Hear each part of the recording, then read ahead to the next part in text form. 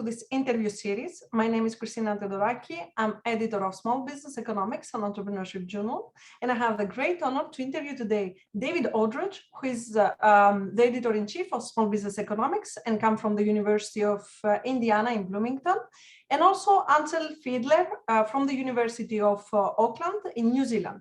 Welcome to both of you, and thank you very much for joining us to this interview series. Thanks, Christina. Thank you, Christina, and very happy to be here today. Thanks for the invitation. So David and Antje is going to give us more insight on their article published in Small Business Economics in February 2022. The article is in open access, so you can download it for free from Spriger's website. And the article is entitled, "Does the Entrepreneurial State Crowd Out Entrepreneurship?" So starting my first question, both of you, could you please tell us briefly what is your article about? Sure. So the paper challenges the view that an entrepreneurial state is always beneficial for entrepreneurship. So David and I, we are using the case of Singapore, and we argue that while an entrepreneurial state might support entrepreneurial activities within certain sectors, it can also create a barrier for the emergence of a more inclusive entrepreneurial society. So we do bring together two key ideas, namely the idea of the entrepreneurial state and the idea of crowding out. So what is an entrepreneurial state? An entrepreneurial state is a state that assumes the core assumptions of the core entrepreneurial values and traits of opportunity, recognition, discovery, and action. And the concept of crowding out means that there is a shift that the public sector activities replace as activities from the private sector. And David and I, we thought Singapore would be very fascinating as a case because the economic policies of the state serve as a warning to policymakers to embrace that concept of entrepreneurial state, not because they were unsuccessful, but because that success came with side effects. And it may create a long-lasting barrier for the transition towards an inclusive entrepreneurial society. So in Singapore, for now, the entrepreneurial state remains the key actor for shaping entrepreneurial opportunities. David, would you like to add anything, or shall I keep going? Oh, why don't you keep going, Antje? That sounds great. Okay.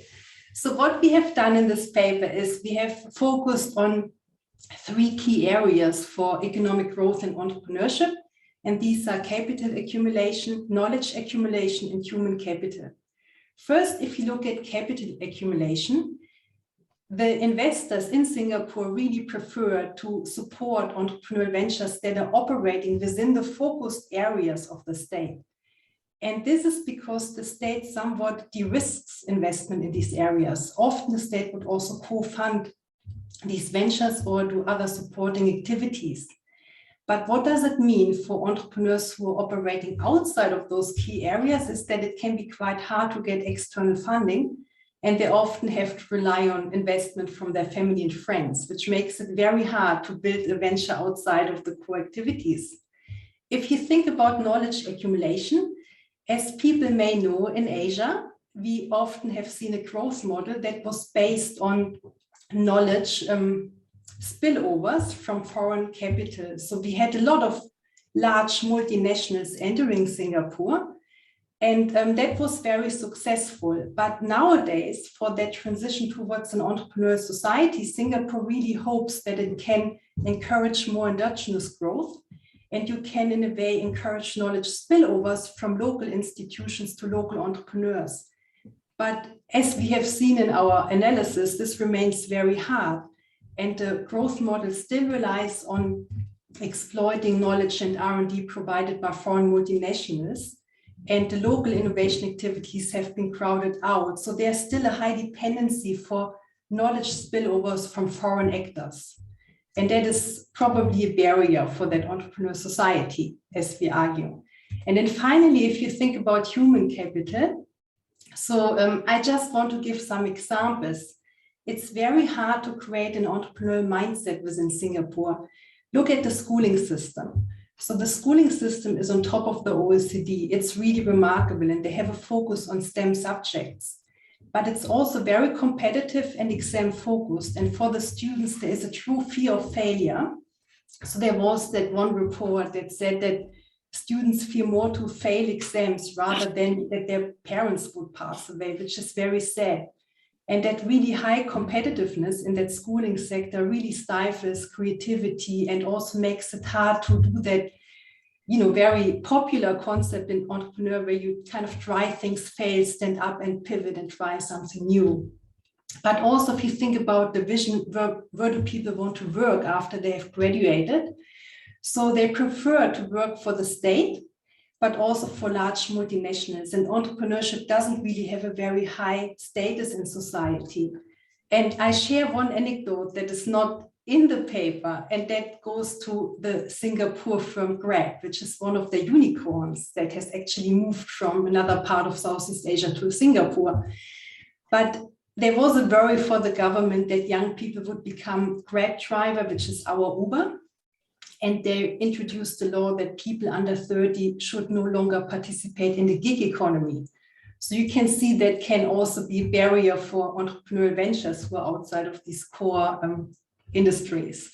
So overall, what we have shown is that the mix of policies in different areas, they interact and crowd out entrepreneurship and create a knowledge filter that can really stifle entrepreneurial spirit and culture in Singapore. So that's our paper in short. Thank you very much, Antje. Also, we highly appreciate that you give us more precision about the definitions and also sharing insights about this important topic on this very original context also. And can you tell us more why is your article important and what we learned from your article and your study that we didn't know before?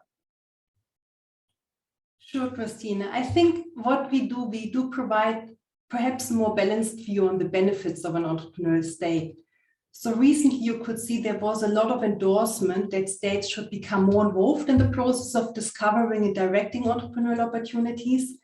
But there was also evidence that a growing public sector might crowd out entrepreneurship. And I think our analysis of Singapore really shows that these strong entrepreneurial states, they have a side effect and they can facilitate certain opportunities, but do not necessarily promote like an inclusive entrepreneurial society. So I think it just shows us that there is also kind of a trade-off here.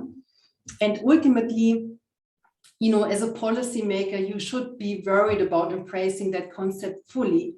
And I think what we learned from Singapore is that it's important to think about how can the state exit from its role? So what is the mechanism to say, now we retreat and let the private sector do their own activities? And I think what also our paper showed was how these individual policies are interacting and can mutually reinforce each other.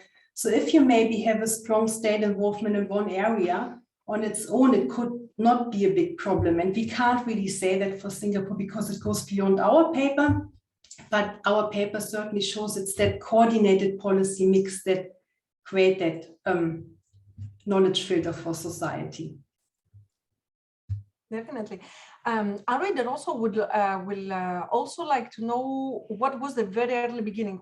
How did you get the idea for this research? Where the idea came from? Can you tell us more about the history of the emergence of the article?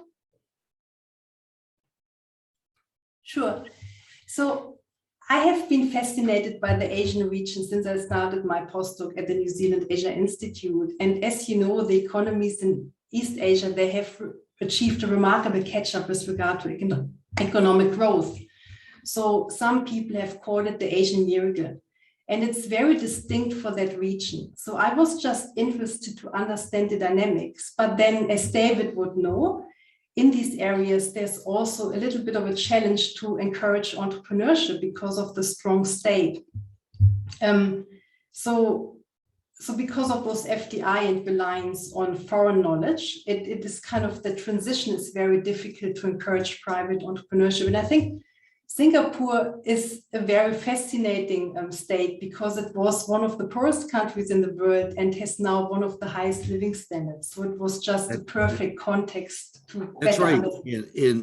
Historically, right, Antje, after World War II, Singapore was one of the poorest countries in the world in terms of GDP per capita, and now it's one of the wealthiest countries in the world. And for decades, they seemed to accomplish this without entrepreneurship, but then realized, I don't know, what would you say, 25 years ago, that a modern innovation-based world needs entrepreneurship. Their approach was, this I learned from Antje, was the entrepreneurial state, which is a little bit different, or quite a lot different than what we see in Europe, in North America, New Zealand, and Australia, where, and Antje said this already in the description of the paper, it's important, right? Where the state doesn't try to just create a context that's conducive to entrepreneurial opportunities, but tries to create those opportunities, identifying and create them itself, and is involved in the exploitation or commercialization of those opportunities as well. So it's entrepreneurial state's really different than policy for an entrepreneurial society. It's a different approach. Absolutely. And I think David actually inspired that paper, because he said, let's just analyze more systematically the mechanism behind, that challenge to do that transition, because Singapore, they really want to have a more inclusive entrepreneurial society. So it just was based on our discussions, we came up with that idea. And what do you think that research on this topic is going forward? What will be the next topics that will be discussed, or probably your ideas how you proceed the next step of your study and your article? Yes, I think that's such a good question. So for us, I think the discussions that we have at the moment is that I think everyone understands that states are important actors that shape entrepreneurial opportunities, and they do control important resources and also set policies. But what perhaps is less understood is also how they direct entrepreneurship in terms of the narrative, and what is the role of the state to innovate impact on the entrepreneurial culture within society. So I think there is an opportunity to understand that better. And also we feel policies often have unintended outcomes. So we really would like to understand what are the unintended outcomes of entrepreneurial policies, in particular when the state would use power over certain opportunities. So we are currently working on that intersection between state power and how it shapes entrepreneurs, and how entrepreneurs might respond to certain actions of state actors.